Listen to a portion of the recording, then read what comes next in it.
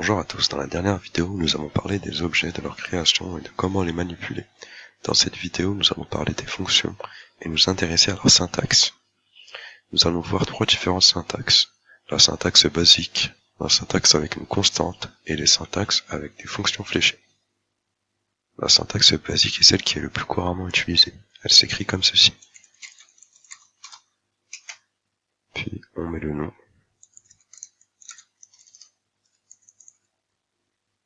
Des parenthèses avec les paramètres. Et des accolades. Et puis après on écrit la fonction à l'intérieur. Donc là j'ai mis l'exemple d'une petite fonction et on va l'exécuter.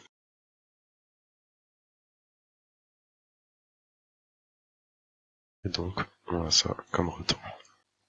La deuxième syntaxe consiste à faire une fonction dans une constante qui sera dite anonyme car on ne lui attribue pas de nom directement comme ici on dit fonction puis son nom.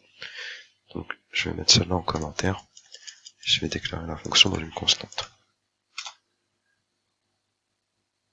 On fait une constante qui, elle, aura le nom utilisateur, qui sera égal à la fonction. Et donc là, pareil, on met la fonction à l'intérieur, on peut reprendre celle-là directement. Et là, si j'exécute, on a bien la même phrase. Enfin, la dernière syntaxe est la syntaxe des fonctions fléchées. La fonction est aussi dans une constante, mais on n'a pas besoin de mettre le mot fonction comme ici. Et la syntaxe est beaucoup plus courte. Donc je vais vous mettre un exemple tout de suite.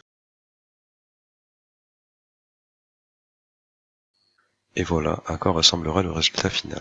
Donc on a bien la constante, les paramètres de la fonction, puis la petite flèche faite avec un égal et une petite flèche, les accolades, et puis le contenu de la fonction.